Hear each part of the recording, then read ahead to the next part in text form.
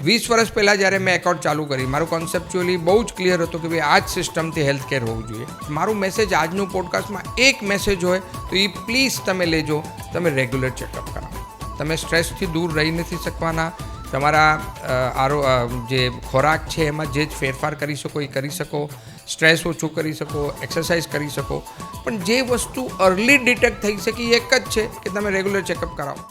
જ્યારે digital wave આવ્યું ત્યારે લોકોને બહુ ડાઉટ હતું કે ભાઈ આ થશે કે નહીં.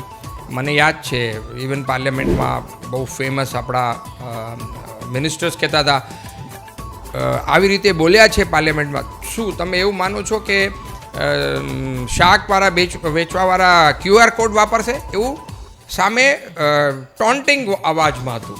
અને આજે આપણે જોઈએ છીએ કે બધા જ QR કોડથી આપણે પેમેન્ટ સિસ્ટમ ઊભી થઈ ગઈ છે. મારું થિંકિંગ બહુ ક્લિયર છે, ડિજિટલ હેલ્થ કેર આવવું જ જોઈએ, આવશે જ, આવી ગયું છે. અને ફ્યુચરમાં કચ્છ માટે એ જ સોલ્યુશન છે કે ડિજિટલી હેલ્થ કેર દરેક સેક્ટરમાં, ઇન ધ સેન્સ એરિયામાં, અબડાસા હો, લખપત હો, રાપર હો, બધી જગ્યાએ પહોંચાડવા માટે સારામાં સારું સોલ્યુશન છે. કચ્છનું હેલ્થ કેર બાકી બધા ડિસ્ટ્રિક્ટ કરતાં અલગ રહેવાનું જ છે.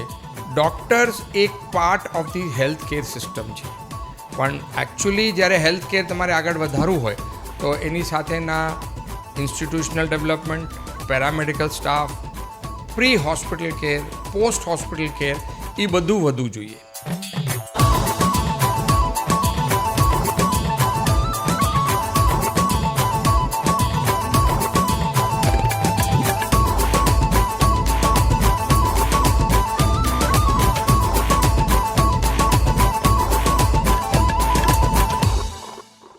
નમસ્કાર દર્શક મિત્રો, આજે આપણી વચ્ચે છે ડૉક્ટર જ્ઞાનેશ્વર રાવ. ડૉક્ટર રાવનું નામ આવે એટલે 26મી જાન્યુઆરી 2001નો દિવસ યાદ આવે. ધરતીકંપની એ ગોજારી ક્ષણ કચ્છ આખું તહસનસ થઈ ગયું હતું.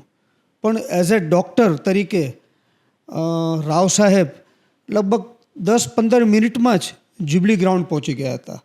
અને કારણ કે કચ્છ પ્રત્યેની એમની પ્રતિબદ્ધતા. ડૉક્ટર રાવ લગભગ 38 વર્ષથી કચ્છમાં પ્રેક્ટિસ કરી રહ્યા છે.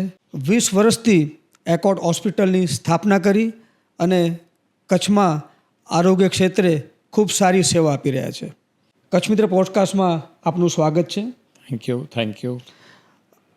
તમારું 38 વર્ષની કચ્છમાં કેરિયર, મને યાદ છે કે ધરતીકંપ પછીના ગાળામાં અને એ પછીના વર્ષોમાં જ્યારે મળવાનું થતું ત્યારે એક ચિંતા થતી કે ભાઈ કચ્છ ગુજરાતનો સૌથી મોટો જિલ્લો પણ હેલ્થકેર ક્ષેત્રે એકદમ પછાત. પણ આજે તમારી કેરિયરના આટલા વર્ષ પછી કચ્છ ક્યાં ઊભું છે? થેન્ક યુ દીપકભાઈ, આજે આપ મને અહીંયા આ પોડકાસ્ટ માટે ઇન્વાઇટ કરવા બદલ. હું એકચ્યુઅલી ભુજમાં 1987માં આવ્યો હતો. 1987માં મેં મારી લાઈફની જર્ની સ્ટાર્ટ કરી. અને જ્યારે હું ભુજ આવ્યો હતો તો ત્યારે હું ક્યારેય વિચાર્યું પણ નહોતું કે મારી આખી લાઈફ અહીંયા નીકળી જશે. તમારો જે પ્રશ્ન હતો કે ભાઈ હેલ્થ કેરનું સ્ટેટસ ત્યારે શું હતું ને અત્યારે શું છે, એ તો એકચ્યુઅલી તો એક આખું સ્પેન ઓફ ઇવેન્ટ્સ સાથે હું ડિસ્ક્રાઇબ કરી શકું. મને લાગે છે કે પહેલાં અને અત્યારે અને વચ્ચે 3 આપણે ગેપ પાડીએ તો પહેલાં કદાચ એવું હતું કે ગવર્મેન્ટ સેક્ટર ક્વાઇટ ગુડ હતું. જ્યારે અમે ભુજ આવ્યા હતા ત્યારે કદાચ ડિપેન્ડન્સી હેલ્થ કેરની ગવર્મેન્ટ સેક્શનમાં વધારે હતું. એટલે general hospital Bhuj, referral hospital Anjar, એ બધા સારી રીતે કામ કરતા હતા. અને મને લાગે છે bulk of the health care કચ્છમાં ત્યારે ગવર્મેન્ટ પૂરું પાડતું હતું. પછી એક શિફ્ટ આવ્યું અને ઘણા બધા ડૉક્ટર્સ આવવા માંડ્યા અને પછી પ્રાઇવેટ સેક્ટર આવ્યું અને પ્રાઇવેટ સેક્ટરમાં સારી હોસ્પિટલ્સ ઊભી થઈ અને શિફ્ટ થયું ગવર્મેન્ટ સેક્શનમાંથી પ્રાઇવેટ સેક્ટરે સારી રીતે હેલ્થ કેર કર્યું. અને ત્યાર પછી અત્યારે લગભગ 2 પેરેલલ છે. ગવર્મેન્ટ પણ સારું કામ કરે છે અને પ્રાઇવેટ સેક્ટર પણ કામ કરે છે. પણ જે આપનો પ્રશ્ન હતો કે ભાઈ કયા લેવલે છે, મને લાગે છે લાસ્ટ કોવિડ પછીનું જે ગ્રોથ છે એ બહુ સેટિસ્ફેક્ટરી છે. અત્યાર સુધી જે ગ્રોથ હતું એ સ્લો લાગતું હતું. ખાસ કર ભુજમાં કચ્છમાં એક ઇસ્યુ તો એવું રહેવાનું જ છે કેમ કે બહુ જ મોટો ડિસ્ટ્રિક્ટ છે, જિલ્લો બહુ મોટો છે અને એમાં દરેક જગ્યા સારી અને એફોર્ડેબલ હેલ્થ કેર પ્રોવાઈડ કરવું એ ડિફિકલ્ટ છે. તો આપણે એવું કહી શકીએ કે હવે બીજા ડિસ્ટ્રિક્ટ્સની કમ્પેરિઝનમાં નિયરલી પહોંચવાની ટાઈમ આપણે આવી ગયું છે. રાવ સાહેબ, કચ્છ આપણે જાણીએ છીએ કે સૌથી મોટો જિલ્લો. આજે કદાચ આપે કહ્યું એમ હાયર સેન્ટરમાં અને કદાચ નખત્રાણા કે માંડવી સુધી MD લેવલના ડૉક્ટર અવેલેબલ છે, પરંતુ આજે પણ પરિસ્થિતિ એવી છે કે ગામડા લેવલમાં, ગામડા સ્તરે ઇન્ટરનલ કચ્છમાં કોઈ પણ એવી ગંભીર બીમારી આવે, ઇવન તાવમાં પણ એટલે સીધું મોટા સેન્ટર તરફ, હાયર સેન્ટર તરફ દોડવું પડે છે. તો આ એક જે ગેપ છે કે ભુજમાં multi speciality more than 3 to 5 છે, પણ તાલુકા લેવલે હજી એ સગવડો ઉપલબ્ધ નથી. તો એના માટે શું થવું જોઈએ? કચ્છનું હેલ્થ કેર બાકી બધા ડિસ્ટ્રિક્ટ કરતાં અલગ રહેવાનું જ છે. જેમ મેં કીધું પહેલે જ કીધું કે ભાઈ બહુ મોટો એરિયા છે, પણ તમારો જે પોઈન્ટ છે કે ભાઈ હેલ્થ કેરની લેવલ્સમાં ડૉક્ટર્સની અવેલેબિલિટી વધવા છતાં પણ આપણે ક્વોલિટી કેર આપી નથી શકતા અથવા કંઈક ગેપ દેખાય છે. આ સાચી વાત છે. એનું રીઝન બહુ સિમ્પલ છે કે જ્યારે પણ કોઈ પણ ફોરમમાં અને કોઈ પણ લોકો જ્યારે પણ કોઈ પણ સ્ટ્રેટા ડિસ્કસ કરે હેલ્થ કેરની તો ડૉક્ટર્સની જ વાત કરે. ડૉક્ટર્સ એક part of the health care system છે, પણ એકચ્યુઅલી જ્યારે હેલ્થ કેર તમારે આગળ વધારવું હોય તો એની સાથેના institutional development, paramedical staff, pre hospital care, post hospital care એ બધું વધવું જોઈએ. આજે પણ આપનો જે મુદ્દો હતો કે ભાઈ પોસ્ટ ગ્રેજ્યુએટ ડૉક્ટર્સ અવેલેબલ છે પેરીફેરીમાં, પણ જોઈએ એટલી સર્વિસીસ આપી નથી શકતા. એનું રીઝન એ છે કે એક હોલિસ્ટિક, એક કમ્પ્લીટ 5 પોઈન્ટનું હેલ્થ કેર હોય તો 5 પોઈન્ટ ગ્રોથ થાય એવા એટેમ્પ્ટ્સ કદાચ આપણે હજી કરી નથી શકતા. અને હવે એ સમય આવી ગયો છે કેમ કે ડૉક્ટર્સની અવેલેબિલિટી નહોતી ત્યારે જનરલી આપણે એક્સેપ્ટ કરી લીધું કે ભાઈ ડૉક્ટર્સ જ નથી તો આપણે હેલ્થ કેરને કેવી રીતે સુધારશું. હવે આપણે એમ કહીએ ચલો ડૉક્ટર્સ અવેલેબલ છે તો બાકી બધા જે 4-5 પોઈન્ટ્સ છે એક પ્રોપર હેલ્થ કેર આપવા માટે એના ઉપર કામ કરવાનો સમય આવી ગયો છે. અને એમાં મને લાગે છે આ નર્સિંગ કોલેજીસ વધે છે એ પણ સારું છે, પેરામેડિકલ સ્ટાફનું ટ્રેનિંગ પણ જરૂર છે. એ રીતે આખું એક સિસ્ટમ ઊભી થાય તો આ હેલ્થ કેર કચ્છની આનાથી પણ સારું થઈ શકશે. આપણે સરકારી મેડિકલ ફેસિલિટીની શરૂઆતમાં વાત કરી. મને યાદ છે કે ધરતીકંપમાં કચ્છની GK જનરલ હોસ્પિટલ ધ્વસ્ત થઈ અને એ પછી કચ્છને એક બહુ મોટા પાયે, મોટા સ્પાન ઉપર આરોગ્ય માળખું આપવાની એક શરૂઆતથી વિચાર આવ્યો અને on that time Atal Bihari Vajpayee આપણા વડાપ્રધાન હતા અને એમનું એક સપનું હતું કે કચ્છને સૌથી મોટી હોસ્પિટલ મળે અને મે બી એમણે તો એમ્સ લેવલની કે એમ્સ આપવાની પણ જાહેરાત કરી હતી. એ દિવસોમાં તમે સંકળાયેલા હતા આખી પ્રક્રિયા સાથે અને સરકારી હોસ્પિટલ અદાણીએ ટેક ઓવર કરી ત્યારે અદાણીની ઇનિશિયલ સ્ટેજમાં પણ આપ હતા. તો એ દિવસોને યાદ કરીને થોડુંક કંઈ વાત કરો આપ.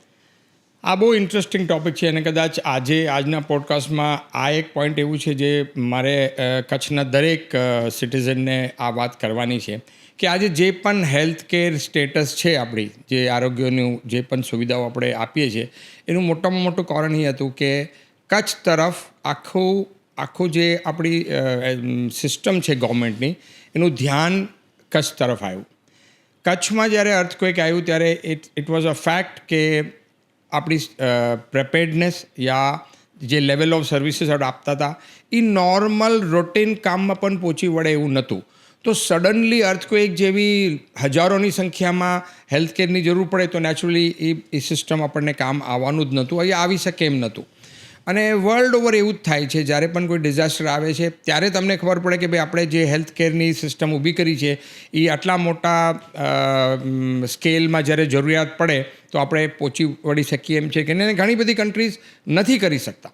તો ત્યારે કદાચ આપણે નથી કરી શક્યા તો એ તો આઈ થિંક નોર્મલ જ કહેવાય. મારું ઇન્વોલ્વમેન્ટ જેમ આપે કીધું મિનિટ્સ પછી થયું અને એવું કોઈ પ્રિપેર્ડનેસ તો હોય નહીં. ઘણીવાર મને પૂછવામાં આવે કે તમે એટલું જલ્દી કેવી રીતે ઇન્સ્પાયર થઈ ગયા અથવા કેમ ગયા. મને લાગે છે એ તો એક નેચરલ ઇન્સ્ટિંક્ટ હતું કે જ્યારે લોકો મારી પાસે આવવા માંડ્યા અને હું બહાર રોડ ઉપર હતો અને લોકોને કહેવાનું હતું કે સાહેબ ઘણા બધાને વાગ્યું છે અને અને જ્યારે આ મને કહેવામાં આવ્યું કે જનરલ હોસ્પિટલ પડી ગયું છે, કદાચ એ મને ટ્રિગર કર્યું કે જ્યારે મેઇન સર્વિસ પ્રોવાઈડર કોલેપ્સ થઈ ગયું છે તો એનું ઓલ્ટરનેટ તો કંઈક આપણે કરવું જ જોઈએ. એ વિચારથી હું તરત જુબલી ગ્રાઉન્ડ ગયો અને મારી સાથે બીજા લોકો પણ આવ્યા અને ત્યારે પછી તો ઘણી જગ્યા મેં આનું ડિટેલ ડિસ્ક્રિપ્શન પણ આપેલું છે કે ભાઈ કેવી રીતે મિનિટ ટુ મિનિટ સર્વિસીસ આપણે સુધારતા ગયા. અને ઇન અ ફ્યુ ડેઝ આપણે ત્યાં, મને યાદ છે ક્લિયરલી, આ 26 જાન્યુઆરીની વાત છે, 5th ફેબ્રુઆરી તો આપણી પાસે પ્રી ફેબ્રિકેટેડ 100 બેડની હોસ્પિટલ ઊભી થઈ ગઈ હતી. તો એ એક રેકોર્ડ કહેવાય. કોઈ પ્લાનિંગ વગર, કોઈ ડિઝાસ્ટર પ્રિપેર્ડનેસનું પ્લાન નહોતું, કોઈ એવી કમ્પ્લીટ સિસ્ટમ નહોતું, છતાં આપણે રેકોર્ડ બ્રેકિંગ ટાઈમમાં એક 100 બેડેડ ફેસિલિટી આપણે ઊભી કરી શક્યા. ત્યાં વાત પૂરી નથી થતી. ત્યાર પછી ઓફકોર્સ જેમ આપે યાદ કર્યું કે વાજપેયીજી અને અડવાણીજી આવ્યા હતા અને એ લોકોએ એમ કીધું કે ભાઈ જે ડૉક્ટર્સ પહેલે મિનિટથી કામ કરતા હતા એ લોકોને મને મળવું છે. અને એ સમયે મારા લાઈફનું એક મોસ્ટ ઇમ્પોર્ટન્ટ કોન્ટ્રીબ્યુશન હું કહી શકું ટુ કચ્છ વોઝ કે મારે એમની સાથે ડાયલોગમાં મેં એમને ઇન્સિસ્ટ કર્યું. એ એકચ્યુઅલી આવ્યા હતા, જાહેરાત કરી જ દીધું હતું સવારે કે 500 બેડની multi speciality hospital Bhuj general હોસ્પિટલની જગ્યા કરવામાં આવશે અને એ PM રિલીફ ફંડની વાત હતી. તો મારે એમને કન્વિન્સ કરવા કરતાં મેં એમને સજેશન મૂક્યું કે ત્યારે Keshubhai Patel was honourable chief minister, એ પણ બાજુમાં જ હતા, સુરેશભાઈ પણ હતા, સુરેશભાઈ મહેતા. અને સુરેશભાઈ એને બધાએ કીધું કે નહીં તમારે શું કહેવું છે. તો મેં એમને સમજાવ્યું કે મેં કહ્યું સાહેબ કચ્છમાં ઓલરેડી ડૉક્ટર્સ બહુ ઓછા છે, પેરામેડિકલ સ્ટાફનું તો સખત બહુ જ ઓછા છત છે, આખી કોઈ ઇન્સ્ટિટ્યુશનલ પ્રેક્ટિસ છે જ નહીં, અને એમાં તમે 500 બેડની હોસ્પિટલ ઊભી કરશો તો ચલાવવું ઇમ્પોસિબલ છે. એટલે આપણે એવું જ કર્યો કે તમે બધી જ વસ્તુમાં જ્યાં આપણને મેન પાવર મળી શકે. તો અને મારું સજેશન હતું કે બેટર એ રહેશે કે આપણે આને મેડિકલ કોલેજમાં કન્વર્ટ કરીએ. અને ઇનિશિયલ અનાઉન્સમેન્ટ આપ જોશો તો ઇનિશિયલ અનાઉન્સમેન્ટ 500 બેડની હોસ્પિટલની જ હતી. આ મીટિંગ પછી મને ગવર્મેન્ટ ઓફ ગુજરાત તરફથી મેસેજ હતું, સર્કિટ હાઉસ એનેક્સમાં મારું પ્રેઝન્ટેશન કરવામાં મને રિક્વેસ્ટ કરવામાં આવી. મેં પ્રેઝન્ટ કરીને મૂક્યું હતું કે ભાઈ મેડિકલ કોલેજ શું કામ જરૂર છે અને મેડિકલ કોલેજ કેવી રીતે આ સોલ્યુશન છે આ પ્રોબ્લેમનું. અને ત્યાર પછી મને કન્ફર્મેશન પણ ગવર્મેન્ટ તરફથી આવ્યું કે ભાઈ તમારું સજેશન અમે એક્સેપ્ટ કરીએ છીએ અને અમે આ વસ્તુને આગળ વધારશું. તો એ એક સ્ટોરી એવી હતી કે જે શરૂઆતમાં તો કદાચ ઇમ્પલ્સિવ રિએક્શન કહેવાય કે ડિઝાસ્ટર થયું અને એઝ અ ડૉક્ટર મારે કામ કરવું જોઈએ. અને એની સાથે સાથે જે કદાચ ઘણીવાર રહી પણ જાય છે વાત કરવામાં, આટલા બધા લોકોને જ્યારે બહુ જ ઈજા થઈ હતી એના પછી રિહેબિલિટેશનનું બહુ જ મોટી છે. હવે જ્યારે આપણે કહીએ છીએ કે ભાઈ હેલ્થ કેર પણ પ્રોપર નહોતું 2001માં, તો રિહેબિલિટેશન એટલે ગુજરાતીમાં આઈ થિંક જે રીતે ફોર એક્ઝામ્પલ કોઈ પેશન્ટને ફ્રેક્ચર થયું તો એને કેલિપર્સ જોઈએ, પછી એને વોકિંગ પ્રેક્ટિસ પાડવું પડે. એટલે એકલી ફ્રેક્ચરની ટ્રીટમેન્ટ ત્યાં પૂરું નથી થતું. ફ્રેક્ચરની ટ્રીટમેન્ટ પછી એને પાછા પોતાની જગ્યા મૂકવા માટે જે પણ પ્રક્રિયા છે એની તો બિલકુલ ઝીરો હતું. એમાં અમે KCRC Kutch comprehensive rehabilitation centre blind people association સાથે કર્યું. એ કદાચ મને ક્યારેક એવું પણ લાગે ઓછા કેપેક્સ ફંડ્સથી બહુ જ સારું થયું. અને એટલે આજે આપણે એમ કહી શકીએ કે ભાઈ જે ડિઝાસ્ટર થયું હતું, ડિઝાસ્ટર પછી જે બે મોટા પોઈન્ટ્સ છે એક હેલ્થ કેરના, એક ઇન્સ્ટિટ્યુશનલ હેલ્થ કેર ઊભું કરવું, એ આપણે મેડિકલ કોલેજમાં ઊભું કર્યું. એની સાથે જે 4th ફેઝ ઓફ મેડિસિન કહેવાય કે જ્યાં રિહેબિલિટેશનનું ટૂંકામાં હું સમજાવું, દર્દી જ્યારે જે એને પ્રોબ્લેમ થયું હતું એ પહેલાં જે સ્થિતિમાં હતો એ પાછો એ સ્થિતિમાં લઈ જાઓ એને રિહેબિલિટેશન કહેવાય. ઓફકોર્સ બિદડા પણ એમાં સારું એવું કોન્ટ્રીબ્યુટ કર્યું.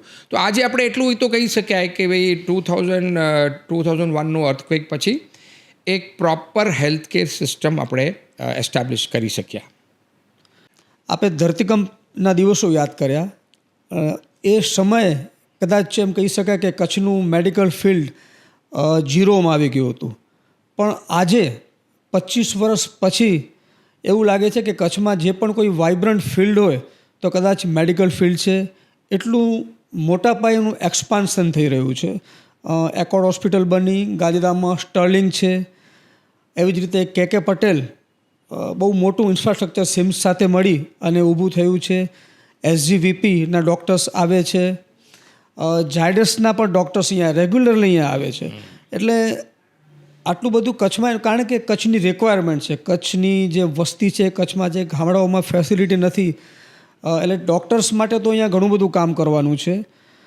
મારો સવાલ એ છે આપને કે આજે એ બધી ફેસિલિટી આટલા બધા ડૉક્ટર્સનું આવવા છતાં કચ્છ કઈ લેવલે ઊભું છે? અને એમ કહી શકાય કે કોઈ પણ કચ્છની બીમારીમાં કોઈ પણ દર્દીને અહીંયા 100% સારવાર કચ્છમાં થઈ શકે એવું આપણે કરી શક્યા છીએ? આપનું જે પોઈન્ટ છે એ પોઈન્ટ બહુ જ મોટા લેવલે ડિસ્કસ થવું જોઈએ, કેમ કે આ એક કચ્છ માટે તમારો પ્રશ્ન છે, કેમ કે તમે કચ્છના છો, હું કચ્છમાં છું, એટલે આપણે કચ્છની વાત કરીએ છીએ.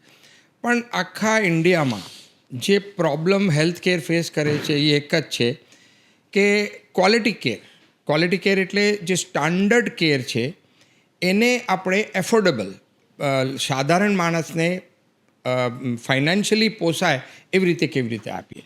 તો quality care at affordable rate આ એક પ્રોબ્લેમ છે જે આખા ઇન્ડિયામાં પ્રોબ્લેમ રહ્યું છે, અને એના સોલ્યુશન્સ ઘણા બધા છે અને પ્રયત્નો પણ થાય છે, પણ એ આપણે કદાચ જોઈએ એટલા સુધી આપણે પહોંચી નથી શક્યા. તો આપણે આપે કીધું કે ભાઈ આ બધી હોસ્પિટલ્સ થઈ છે. હવે એમાં શું થાય છે કે એક પ્રશ્ન આજે દરેક જગ્યા થાય છે કે સિંગલ સ્પેશિયાલિટી હોસ્પિટલ હોવી જોઈએ, મલ્ટી સ્પેશિયાલિટી હોવી જોઈએ, સુપર સ્પેશિયાલિટી. અમારા મેડિકલમાં એકચ્યુઅલી તો 3 સ્ટ્રેટા છે: primary care, secondary care and tertiary care. એના પછી પણ છે ટ્રાન્સપ્લાન્ટની આવે છે, પણ કચ્છ માટે અત્યારે એનો ચર્ચાનો મુદ્દો નથી. પ્રાઇમરી કેર, સેકન્ડરી કેર અને ટર્શરી કેર, અમે બધા સેકન્ડરી કેર સુધી પહોંચેલા ડૉક્ટર્સ છે, MS, MD બધા. પછી એક સમય આવ્યો ત્યારે ટર્શરી કેરની વાત થઈ, અને એમાં સૌથી પહેલ તો નેચરલી હું કહી શકું કે એકોર્ડે કર્યું, કે એકોર્ડમાં મેં સુપર સ્પેશિયાલિટી લઈ આવ્યા, અને પછી KK પટેલ થઈ, અને એ જ રીતે પછી કરસ્પોન્ડિંગલી સ્ટર્લિંગ થયું. એવું આપણે નહીં કહી શકીએ કે સ્ટર્લિંગ અને આ બધી હોસ્પિટલ્સ કે એકોર્ડ ને KK પટેલ પછી પણ લેવલ્સ વધ્યા નથી. લેવલ્સ ડેફિનેટલી આગળ વધ્યા છે, બટ પ્રશ્ન ત્યાં આવીને ઊભો રહે છે કે ભાઈ આ લેવલ્સને દરેક સિટીઝનને પહોંચાડવા માટે આપણે કોસ્ટ ઇફેક્ટિવ કેવું બનાવ્યું, એક હજી પણ આપણી પાસે એનું સોલ્યુશન્સ દેખાતું નથી. પ્રશ્ન આવે છે મલ્ટી સ્પેશિયાલિટી હોવી જોઈએ, સિંગલ સ્પેશિયાલિટી હોવી જોઈએ, યા પછી ઇન્ડિવિજ્યુઅલ ડૉક્ટર્સના નર્સિંગ હોમ હોવા જોઈએ. એમાં મારું થિંકિંગ ઓલવેઝ રહ્યું છે કે આપણે કોઈ પણ સિસ્ટમ ફોલો કરવું પડે, અને એટલા માટે આજે એકોર્ડને અમે NABH માટે પ્રયત્ન કરીને પૂરું કર્યું. એક સ્ટાન્ડર્ડ તો હોવું જ જોઈએ કે ભાઈ હેલ્થ કેર એવું છે એમાં ચલાવી લેશું યા આ ચાલશે એવો શબ્દ ના આવવો જોઈએ. તો આપણી પાસે જે આપણી કન્ટ્રીમાં એક જ માપદંડ છે, જે national accreditation board of hospitals. તો મારું સજેશન એવું છે કે ભાઈ જ્યાં સુધી હોઈ શકે આપણે એને જ ધ્યાનમાં રાખીને હોસ્પિટલ સર્વિસીસ આપવી જોઈએ.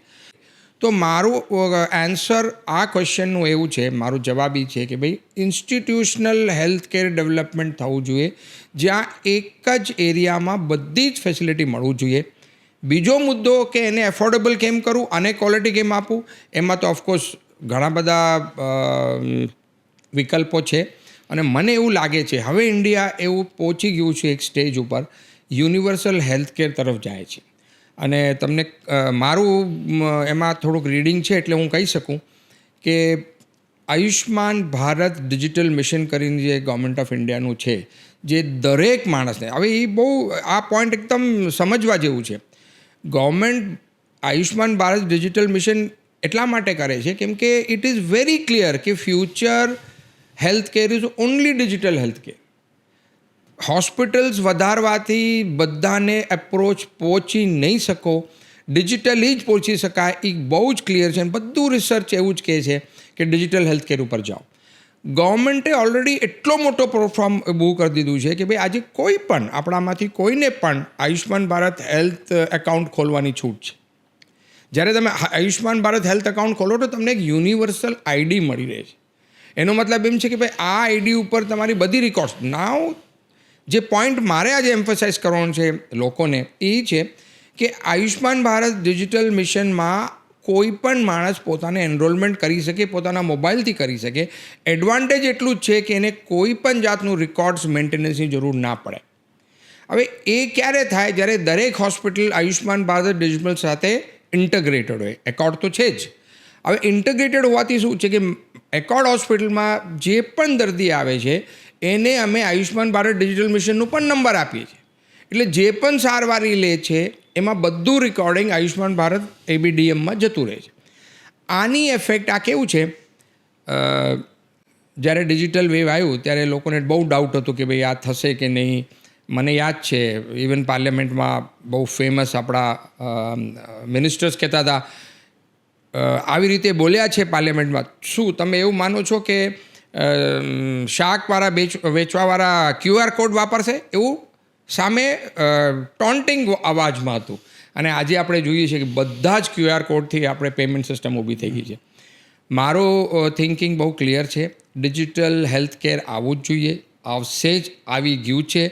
અને ફ્યુચરમાં કચ્છ માટે એ જ સોલ્યુશન છે કે ડિજિટલી હેલ્થ કેર દરેક સેક્ટરમાં, ઇન ધ સેન્સ એરિયામાં, અબડાસા હો, લખપત હો, રાપર હો, બધી જગ્યાએ પહોંચાડવા માટે સારામાં સારું સોલ્યુશન છે. મેં પહેલાં સ્ટાર્ટ કરી ત્યારે કીધું કે ભાઈ કચ્છ બહુ મોટું છે, એમાં હેલ્થ કેર આપવું ડિફિકલ્ટ છે, પણ મને એમ લાગે છે કમિંગ ફ્યુ યર્સ, 2-3 વર્ષમાં આ સોલ્યુશન થઈ જશે. એક સામાન્ય જનના મનની વાત છે કે આજે જે રીતે લાઈફસ્ટાઈલ છે એને લીધે અથવા તો બીજા કોઈ પણ કારણસર બીમારીઓ બહુ વધી રહી છે. અને આપણે જોઈએ છીએ કે યંગસ્ટર્સ 30, 35, 40, 45 વર્ષની વ્યક્તિને અચાનક હાર્ટ ફેલ્યોર થાય છે, અથવા તો એમને ઓબેસિટી, એવી કોઈની કોઈ બીમારી, કિડનીની પ્રોબ્લેમ એવું થાય છે. આનું કારણ શું છે? આ પોઈન્ટ પણ દરેક ફોરમમાં બહુ સારી રીતે ડિસ્કસ કરવામાં આવ્યું છે. મને એવું લાગે છે, અને કદાચ મને કોટ કરો તો મને વાંધો નથી, કે બધાને ખબર છે આના સોલ્યુશન શું છે અને બધાના કારણો શું છે. પહેલું કારણ ઓફકોર્સ એ જ છે કે ભાઈ સ્ટેટિક લાઈફ થઈ ગઈ છે. લોકો, મને યાદ છે મારા પેરેન્ટ્સ મને કહેતા, મારા ફાધર મને એવું કહેતા, 4 વાગે છોકરાઓ ઘરે હોય એ તો ચાલે જ નહીં, 4 થી 6 તમારે ગ્રાઉન્ડ ઉપર જ હોવું જોઈએ. આ એમનું એક જનરલ સ્ટેટમેન્ટ હતું કે ભાઈ છોકરાઓ ઘરે કેમ હોય 4 થી 6. એ બધું ચેન્જ થઈ. બીજું, આપણા ફૂડ હેબિટ્સ ચેન્જ થઈ ગયા છે. સ્ટ્રેસ ઓફકોર્સ બધી રીતે વધી ગયું છે. આ 3 જ મુદ્દાઓ છે: ન્યુટ્રિશિયસ ફૂડ, એક્સરસાઇઝ અને સ્ટ્રેસ. અનફોર્ચ્યુનેટલી આ ત્રણેયમાં કાંઈ આપણે મોટા ચેન્જીસ કરી નથી શકતા, અથવા કરવા માટે ટ્રાય કરીએ તો સફળ નથી જતા. આજે અમે પણ જોઈએ છીએ કે ભાઈ નાના બાળકને મમ્મી છે એ ફોન આપી દે અને પછી એ ફોન જોતાં જોતાં જમે છે. પણ ક્યારેક એમ થાય કે 2 પેરેન્ટ્સ નોકરીએ જતા હોય, ટાઈમ ટુ ટાઈમ કામ કરવું હોય, બાળકને ટાઈમ ટુ ટાઈમ જમાડવું હોય, અને એ એટલું એટ્રેક્ટિવ છે કે 5 મિનિટમાં પોતાનું જમી લે, તો એક sort of easy way to see that the problem is solve. એટલે આપણે ના પણ પાડી નહીં શકીએ. આ બધામાં એક જ વસ્તુ સિટીઝનના હાથમાં છે, એક નાગરિકના હાથમાં છે કે તમે રેગ્યુલર ચેકઅપ કરાવો. મને યાદ છે 15-20 વર્ષ પહેલાં, કેમ કે મેં એકોર્ડને 20 વર્ષ પહેલાં, મારું કોન્સેપ્ટ મલ્ટી સ્પેશિયાલિટીનું 20 વર્ષ પહેલાંનું છે. ત્યારથી હું માનું છું કે ઇન્સ્ટિટ્યુશનલ ડેવલપમેન્ટ જ હોવું જોઈએ. સિંગલ સ્પેશિયાલિટી અથવા ઇનકમ્પ્લીટ ટ્રીટમેન્ટનું કોઈ મતલબ જ નથી. એક જ વસ્તુ આપણા હાથમાં છે જે આ બધા ફેક્ટર્સને ન્યુટ્રલાઇઝ કરી શકે, એ છે તમે રેગ્યુલર ચેકઅપ કરાવો. 20 વર્ષ પહેલાં જ્યારે મેં એકોર્ડ ચાલુ કરી, મારું કોન્સેપ્ચ્યુઅલી બહુ જ ક્લિયર હતું કે ભાઈ આ જ સિસ્ટમથી હેલ્થ કેર હોવું જોઈએ. પણ મને યાદ છે કે there was always a doubt in the minds of people. જ્યારે અમે કહેતા કે તમે ટેસ્ટ કરાવો, અથવા કે સાહેબ તમે બહુ આ હોસ્પિટલ છે બહુ ટેસ્ટ લખે છે. આઈ થિંક એ કોન્સેપ્ટ, મારું મેસેજ આજનું પોડકાસ્ટમાં એક મેસેજ હોય તો એ પ્લીઝ તમે લેજો, તમે રેગ્યુલર ચેકઅપ કરાવો. તમે સ્ટ્રેસથી દૂર રહી નથી શકવાના. તમારા જે ખોરાક છે એમાં જે જ ફેરફાર કરી શકો એ કરી શકો, સ્ટ્રેસ ઓછું કરી શકો, એક્સરસાઇઝ કરી શકો. પણ જે વસ્તુ અર્લી ડિટેક્ટ થઈ શકે એ એક જ છે કે તમે રેગ્યુલર ચેકઅપ કરાવો. રેગ્યુલર ચેકઅપ કરાવવા પછી કોઈ પણ ડિટેક્શન થાય તો તમને એક પાથવે મળી જાય. આજે આપણે કહીએ કે તમે ન્યુટ્રિશનલી ખોરાકમાં ફેરફાર કરો, પણ જ્યારે એક પ્રિસ્ક્રાઇબ્ડ ફોર્મેટમાં કોઈ ડૉક્ટર આપે છે તો એમાં બહુ મોટો ફરક પડે છે.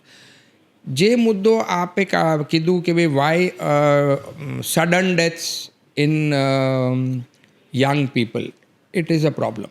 અને હેલ્થ કેરમાં બધા સ્ટ્રેટા ઉપર આ ડિસ્કશન પણ થાય છે કે આટલું બધું સડન ચેન્જ કેમ આવ્યું. ક્યારેક કોવિડની વાત થાય, ક્યારેક બીજી બધી વાત થાય, પણ હેલ્થ કેરને તમે જોશો તો ઇનિશિયલી આપણે ઇન્ફેક્શિયસ ડિઝીઝ, ચેપી રોગ ઉપરથી બહુ ઘણા વર્ષો નીકળ્યા. ત્યાર પછી લાઇફસ્ટાઇલ ડિઝીઝનો વારો આવી ગયો. હવે નોન કમ્યુનિકેબલ ડિઝીઝમાં કેન્સર ને એ બ્લડ પ્રેશર ને ડાયાબિટીસ વધી ગયું છે. એટલે એક ફેઝ આવતું હોય છે જેમાં આ ચાલતું હોય છે.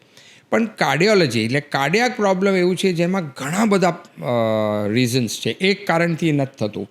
આ બધા રીઝન્સથી એક કન્ડિશન જે આપણે ડિફિકલ્ટીમાં મૂકી શકીએ એ છે કે હાર્ટ ઉપર અસર થાય. એટલે જે પણ કારણથી આપણી લાઈફસ્ટાઈલ હોય, સ્ટ્રેસ હોય, ફૂડ હેબિટ્સ હોય, એક્સરસાઇઝ હોય અથવા રેગ્યુલર ચેકઅપ ના કરાવ્યું હોય, બધા એક જ જગ્યાએ જાય છે અને that is increasing putting problems of your heart ઉપરની અસર થાય. અને આમેય ડૉક્ટર્સ તો એમ જ કહે છે કે ભાઈ હાર્ટ ચાલતું હશે ત્યારે ત્યાં સુધી જીવ છે. તો જે પણ રીઝન્સથી આપણું હાર્ટ પ્રોપર ના ચાલી શકે અથવા ડેમેજ થઈ શકે એ ના કરવું જોઈએ અથવા અવેરનેસ લાવવું જોઈએ. આ બધા મુદ્દાઓમાં ડીપ રિસર્ચ થશે તો એક્ઝેક્ટ કારણો મળશે કે યંગ ડેથ્સ શું કામ થાય છે. સર, બીમારીઓ તો ઘણી બધી આવે છે, ઘણા બધા પ્રોબ્લેમ આવતા હોય છે, પણ એમ કહેવાય છે કે prevention is better than cure. તો આ બધી વસ્તુઓને આવતા રોકી કઈ રીતે શકીએ? આ મેં જ્યારે તમને કીધું કે કાર્ડિયાક પ્રોબ્લેમ્સ વધે છે કે તો સૌથી પહેલી વાત એ છે કે અવેરનેસ લાવવું પડે. અવેરનેસ એટલે લોકોને જાગૃતિ લાવવું પડે કે ભાઈ આપણું હાર્ટ તો સાચવવું જ પડશે. અને એના એક પહેલ રૂપે અમે 2021થી એક cyclothon walkathon world heart day ઉપર કરીએ છીએ. વર્લ્ડ હાર્ટ ડે પણ it is nothing but world heart ફેડરેશને કીધું કે ભાઈ હાર્ટ ઉપર બધાનું ધ્યાન કેમ જાય તો એના માટેનું એક પ્રક્રિયા છે. પણ એકદમ ટૂંકામાં કહું અને તમારો કદાચ પ્રશ્નનો આન્સર એ છે, ન્યુટ્રિશિયસ ડાયટ એટલે ખોરાકમાં ફેરફાર કરીએ, એક્સરસાઇઝ કરીએ, સારું માત્રામાં પાણી પીએ અને રેગ્યુલર ચેકઅપ કરાવો તો મને લાગે છે આ લગભગ બધા પ્રોબ્લેમનું સોલ્યુશન આમાં જ છે. એક સિનિયર ડૉક્ટર આપણી સાથે હોય એટલે પછી વાતો કે પ્રશ્નો ખૂટે જ નહીં. રાવ સાહેબ સાથેના પોડકાસ્ટમાં ઘણી બધી વિગતે ચર્ચા થઈ, ધરતીકંપની પણ વાતો થઈ અને આજે યંગ જનરેશને અથવા તો પેરેન્ટ્સે શું કરવું જોઈએ એની પર ટિપ્સ મળી. રાવ સાહેબ, આપ કચ્છ મિત્ર પોડકાસ્ટમાં આવ્યા. Thank you. Thank you so much.